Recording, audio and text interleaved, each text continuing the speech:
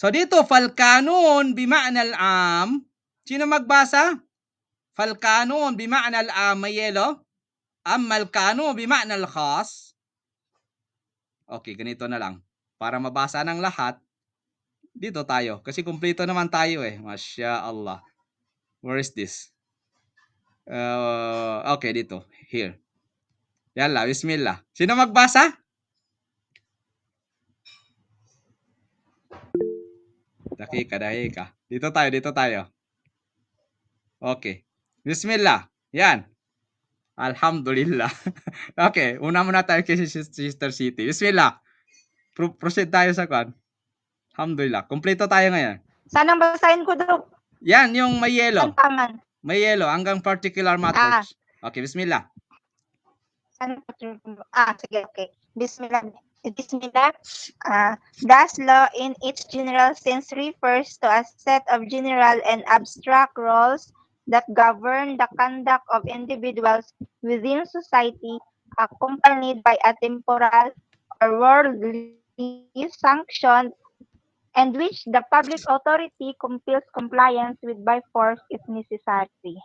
Law in its specific sense, however, refers a particular rule or a specific set of rules enacted by the legislative authority to regulate a particular matter within a specific field. For example, the law on the legal profession, the expropriation law, the penal code, and so forth. In this context, law refers to positive legislation, statutory law that governs each of these particular matters. Thank you so much. Shukran. Jazakallah khairan. Barakallahu fikum. Mashallah. Anong prefer ninyo? English or Arabic? Saan kayo? English, Doc. Can we make it both? Dalawa, Doc. Dalawa. Can we make it both? Okay. I-rotation natin. Sige, ganyan na lang. I-rotation natin. Maraming participate.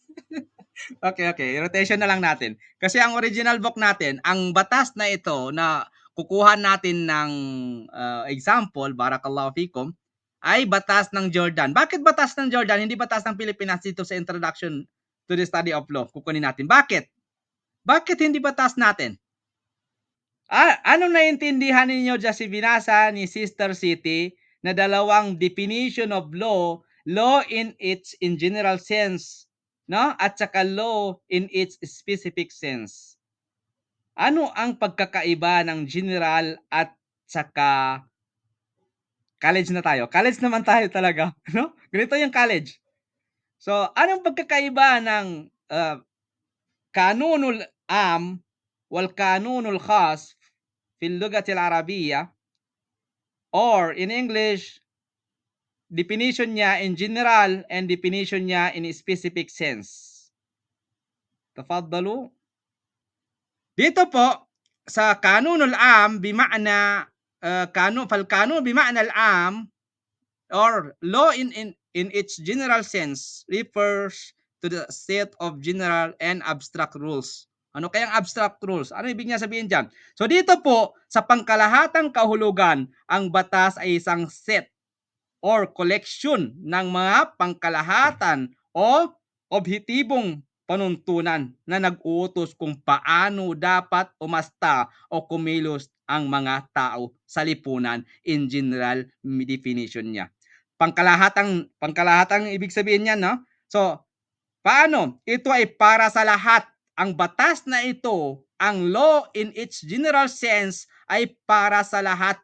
Walang istithna, walang exemption. Hindi lamang sa isang tao, kundi lahat ng tao sa mundong ito. Kahit doon pa sa walang gobyerno, ay matatamaan din niya. Na sinasabi nyo, may country, may small island dyan sa South India na walang batas. So matatamaan din. Bakit? Dahil po ito ay general na meaning or kanunul am. In general siya. So, objektibo o walang personal na bias, impersonal. Hindi ito nakabase sa personal na kagustuhan, kundi sa itinakdang patakaran. Yan ang batas, di ba? So may kasamang parusa po. Ang paglabag dito ay may kaakibat na parusang makalupa. Makalupa. Ano ibig sabihin ng makalupa? Ano ibig sabihin ng Yun nga makalupa? lang, Dok. Makamundo. Yun na nga yun. Makamundo.